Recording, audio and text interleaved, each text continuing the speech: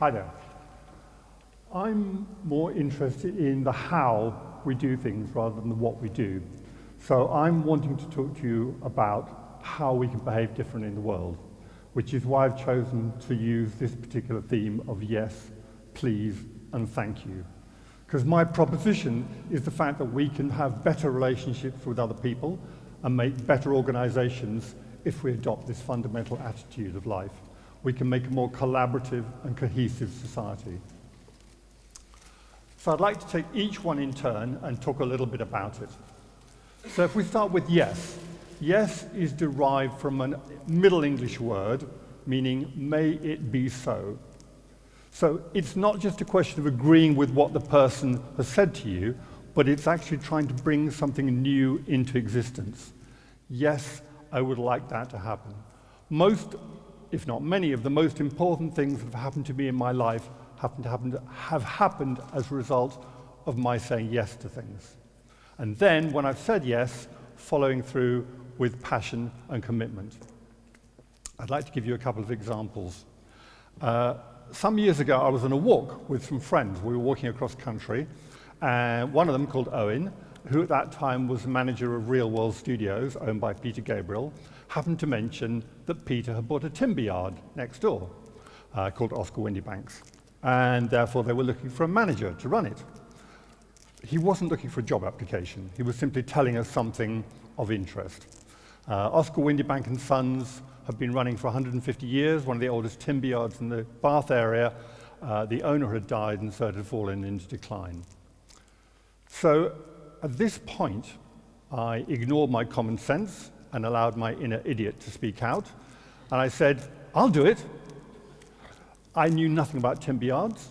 I wasn't really interested in running a timber yard. I already had my own business. But some impulse to speak up urged me to speak, and so I did. I didn't think anything would come of it. And then a few weeks later, Owen got in touch with me and said, were you serious? It would have been easy to say I was only joking, so I said yes, I was serious. And the next thing I knew, I was running a timber yard, which I'd never done before. I helped bring it back to life, and I had a whole new experience which I would never have had if I hadn't said yes. Second example, a few years earlier, in 1990, I just started my video shop on the video front, and somebody approached me and said, I want to start a film festival in Bath, would you like to help me? And I thought, well, I've got this new business, I've got a young son, I don't know anything about film festivals, I'm not sure Bath is a very good place for a film festival, so I said yes. And 28 years later, we're about to have our 28th film festival, which has gone from strength to strength, simply as a result of my saying yes. The thing about opportunities is that you never know where they're going to arise. And I say yes to lots of things that never come to anything. But I imagine myself as being like a fisherman, and I'm not a fisherman, just to be clear. I imagine myself as like a fisherman sitting by the bank of a river with about 50 lines in the water. Now, I don't know if any of them will twitch or which one will start moving. But I do know that if I don't have the lines in the river, then nothing will happen and I'll never catch a fish. So I'm encouraging you to make sure that your first impulse is always to say yes, because you can always change your mind afterwards and say no. If you say no, you close doors, and if you say yes, you open them. And that's really what I want to say about yes as being the reason why we should always try and embrace what's coming at us. Secondly, please. So please is an abbreviation of if it pleases you. So it's not just the same as asking for something, it's actually reaching out and making an overture to somebody at the same time as slightly deferring to them. So please give me whatever it is you want. It's not passive, it's a kind of prayer, and it's like the flip side of yes. So if I say please, I'm inviting you to say yes. It is a cliche that men hate asking the way when they're lost. And like many cliches, there's a grain of truth in it. Because there's a fundamental attitude that self-sufficiency is a virtue, that you can do everything on your own, and that you can do it better than anybody else without anybody's help, which is not true. I think that we all need help and we need collaboration and we need to work with other people. So I always used to have an anxiety about rejection, that if I didn't ask for anything, then nobody could say no. But on the other hand, they couldn't say yes either. So I'll give you an example of the importance of saying please. A few years ago, Holly, my colleague at Bath Film Festival, and I noticed that Col Needham, who is the founder and CEO of IMDb, which is the emperor of film websites, in case you haven't heard of it, not only came from Bristol, but still lived in Bristol, not in some glittering palace in Beverly Hills, but just about 12 miles down the road. Now, my old self would have thought, oh, we can't ask him because he won't want to talk to us, he'll think we're insignificant. But Holly, fortunately, has a much more can-do attitude than I do, and so she insisted that we arranged a meeting, and so we pursued Col, and after a few efforts, because you must always remember that patience and persistence are an important part of asking for what you want, we managed to get an interview, we had a conversation, we got on fantastically well, and ever since he has continued to support the film festival, simply because we asked for what we want. Now, I know that in the film business, most people will help you with what you need.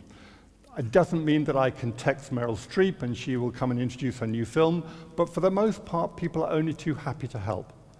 And if you don't ask them, then they can't help you. And if you do ask them, the worst that can happen is they say no. And to quote Jack Nicholson in One Flew Over the Cuckoo's Nest, at least I tried. Okay, so I now talk about thank you, which in some ways is the simplest of the three elements of this approach. It is simply a matter of saying, I give thanks to you. These are my thanks, and I'm giving them to you. It's a verbal gift. And all you're asking of the other person is to accept them.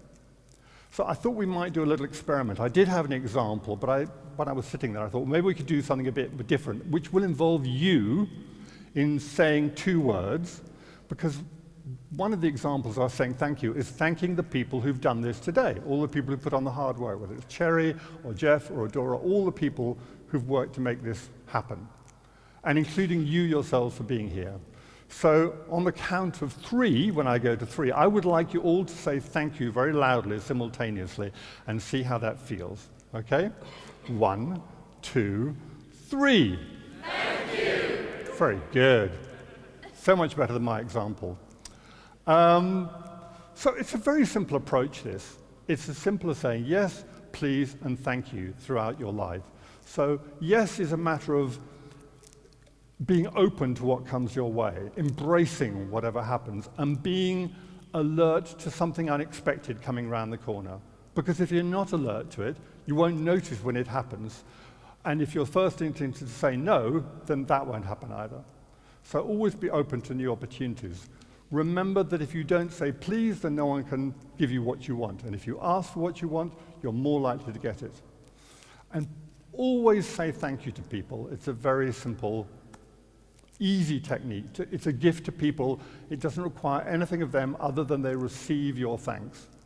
And while I'm at it, I would also mention that receiving thanks is as important as giving them. So when someone thanks you, don't give it back to them. Don't say, oh, no, it was nothing.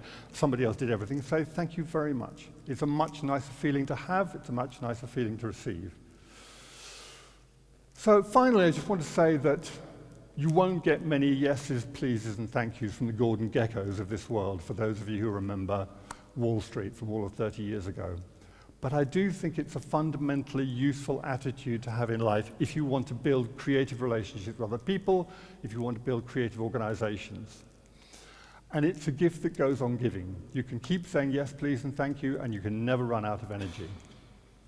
Unlike central funding from government, which does tend to run out in due course. So thank you again for listening to me today, and spend your yes, pleases, and thank yous generously, because they will be gratefully received. Thank you.